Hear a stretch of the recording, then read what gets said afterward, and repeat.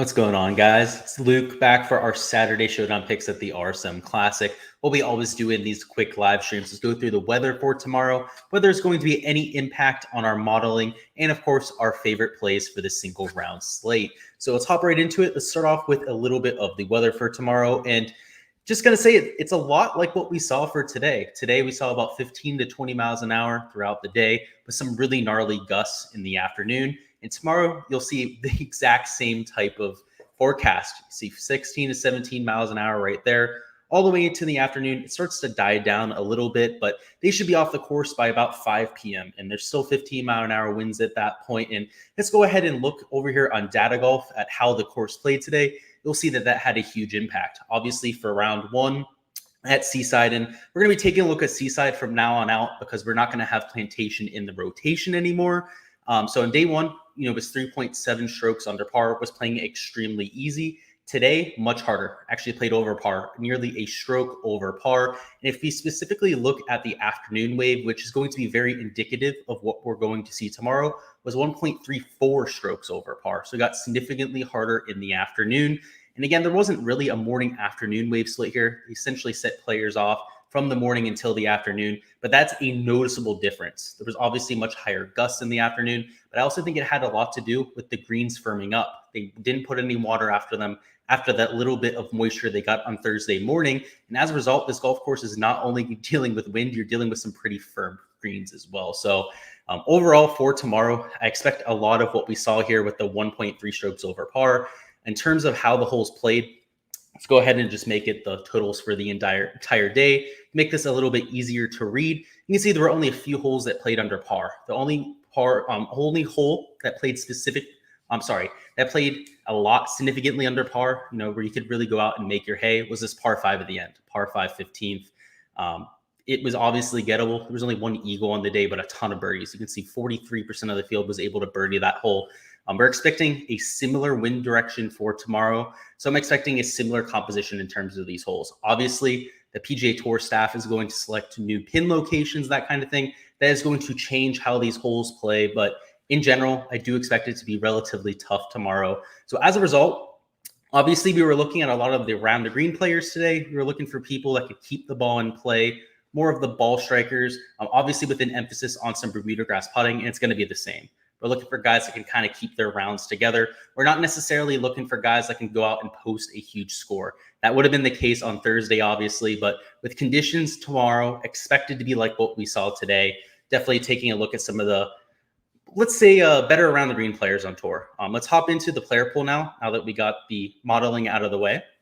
So over here in the player pool, we're going to do as we always do for the weekend. Make sure that we sort this by position. We're going to go through pretty much everybody that made the cut, so don't necessarily have to look at it from a price scale. Just obviously want to make sure that we're taking guys that made the cut.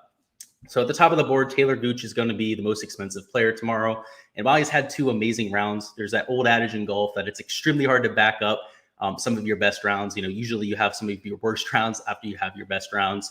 So even though he was one of my core plays going into the week, obviously models very well. He's more of a high birdie or better percentage player. He's a little bit more aggressive, tends to do it with the scoring, not necessarily so much with the around the green play, with keeping rounds together with par. So I don't hate him tomorrow. I mean, obviously, if he ends up making your player pool, go ahead and do so, but he's going to be really chalky. We know the guy at the top of the board, particularly if he's not above $10,000, is going to garner a lot of attention.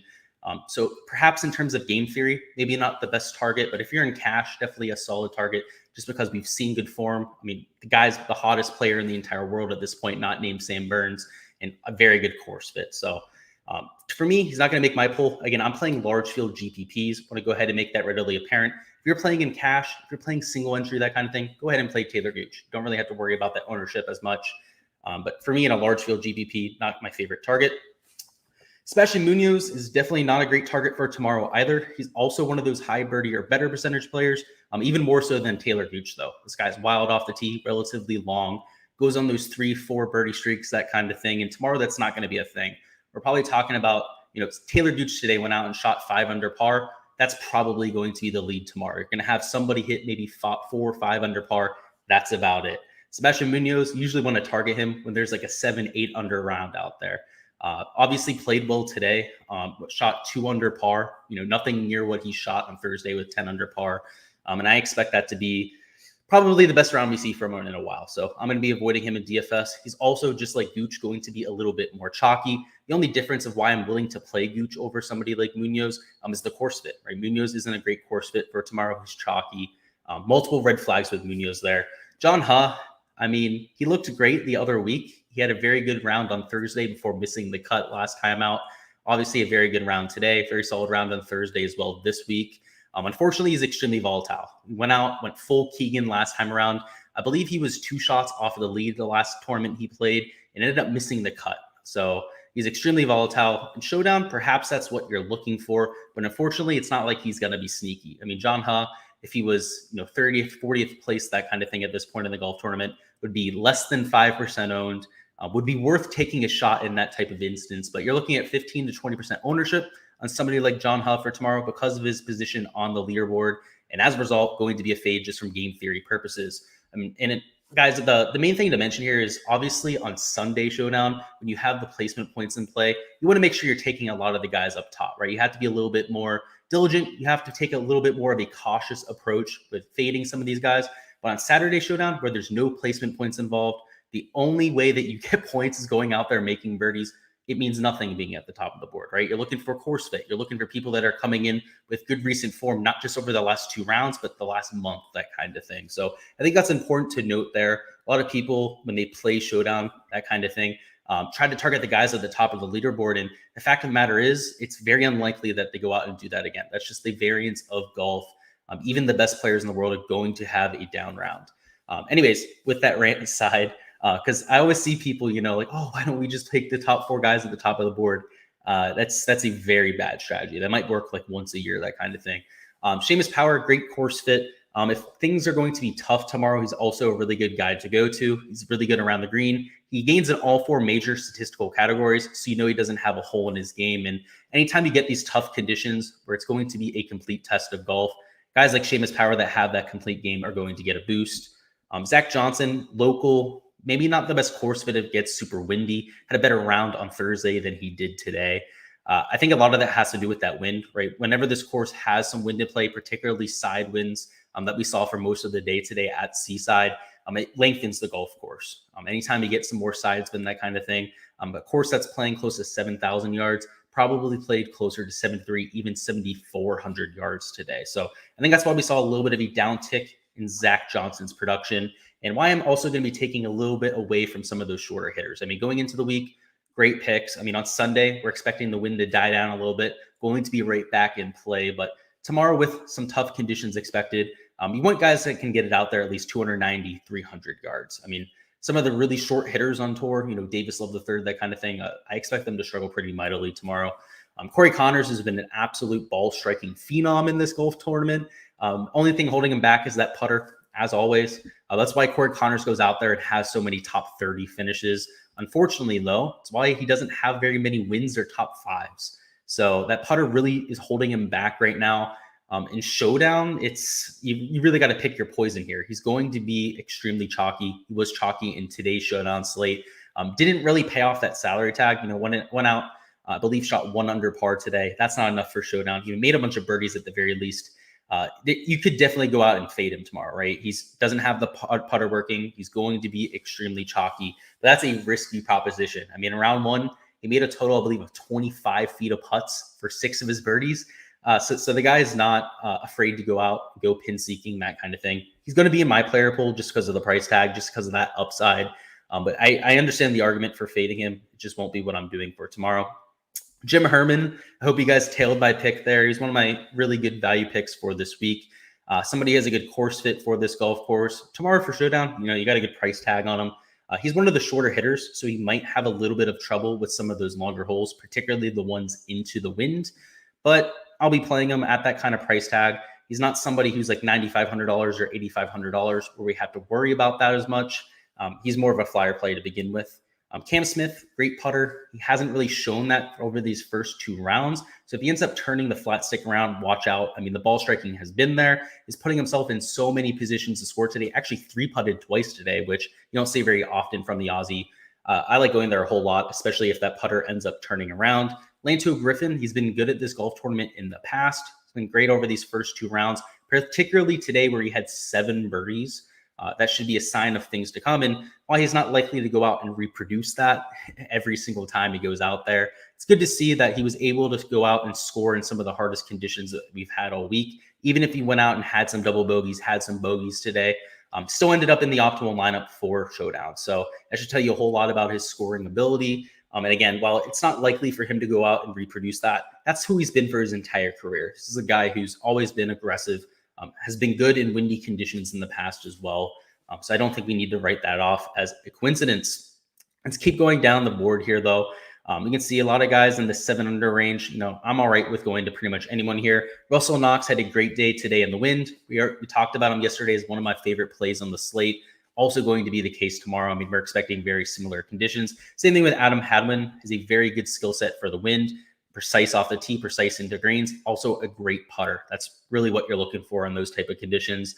Webb Simpson played the harder golf course today in the windy conditions, the course that they'll be playing tomorrow, and had an excellent round. So I definitely think you could go back there. He's had excellent success at this golf course in the past. And there's no denying that if anybody in this field has a ton of major championship level experience, which is, I'm not saying that this is a major championship level golf course, but with 15 to 25 mile an hour winds, it's approaching that type of level, right? It's much harder than the usual tour event, 1.34 shots over par. That's a pretty nasty type of round. So Webb Simpson, he's going to thrive under those type of conditions. I mean, hell, he's a major champion.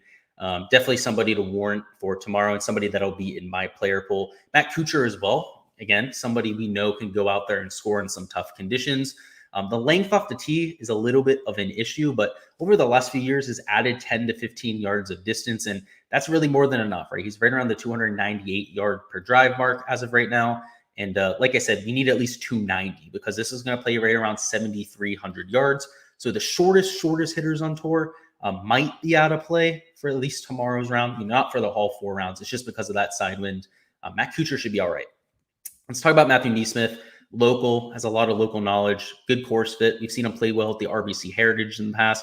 A lot of other short tracks like over at the Sony Open. So not a surprise that he's found some success, particularly in some windy conditions. He's one of the most precise players on the entire PGA Tour in terms of driving accuracy, also in terms of his shots gained approach. So really think that he's a good option there at $6,800. Also think he's a little bit underpriced. Mito Pereira has looked a little bit better, but he's not nearly ball striking the way that he used to be. He's making a ton of putts this week, particularly today, kind of kept his round together with that putting. I'm not huge on that. This is a guy that's, typically going out there and ball striking the absolute living hell out of it, and hasn't been doing that of late, which is extremely concerning.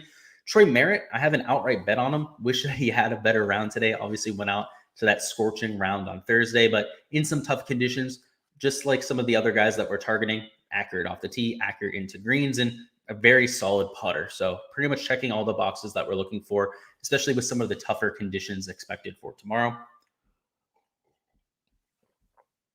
And now we're starting to get down to the bottom of the board, right? The guys that just made the cut. And while on Sunday Showdown, these wouldn't be people that we'd be normally considering playing unless you're taking an absolute flyer. For Saturday Showdown, they're just as in play as the guys at the top of the board. Let's talk about a few of them that I like. So not a lot of guys that were in my player pool. I mean, Joel Damon made my player pool, was one of my core plays. Good in windy conditions, great on approach. Unfortunately, he's more of an aggressive player, right? He does it with the high birdie or better percentage. He's been all right at major championships in the past, but it's definitely been his best at Birdie Fest. So for Showdown tomorrow, not going to be a priority. He'll at least be in my player pool. I'm expecting to get a little bit less than what the field gets to. But I don't hate the play. Someone I like a little bit more is Brian Harmon, somebody who's excellent when conditions get extremely tough. He's an around the green wizard, short game specialist, particularly on Bermuda grass, and relatively good on approach as well, right? Has those pop weeks, looks elite one week, be all right the next week with his approach play. But in Showdown, we're looking for that 1 round type of sample size for that upside for 18 holes at a time. And Brian Harmon definitely gives you the ability to go out and do so. Let's see anyone else here. Adam Scott, he didn't look good last week with his approach play. He's kind of been shaky to this point as well. Kind of carried himself with the putter. That's not what you like to see going into the weekend. Vincent Whaley has made a ton of birdies to this point. He played Seaside today. Ended up shooting over par, but was still making a lot of birdies, which you like to see. If he can clean it up with the bogeys, the double bogeys, that kind of thing, could put a really solid round up there. So at $7,400, He's going to be in my player pool.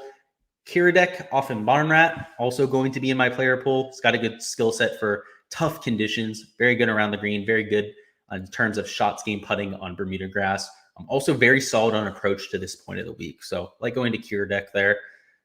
Roger Sloan, also a very solid course fit, has everything you're looking for in terms of the key stats. Also had a relatively solid round today. Started off really rough, kind of had to rebound towards the end of his round today, was able to go ahead and do so. So at $6,400, I do think he's a play that I'll be prioritizing. Same thing with Peter Monadi, very good course fit here. He's good at some of those tougher conditions, good around the green. Maybe not as long as you'd hope for, but has, again, added a little bit distance like a Matt Kuchar over these last few years. So not quite as short as people think. He averages right around 295 yards per drive. And yeah, that's it, guys. These guys all started to make the cut, miss the cut down here.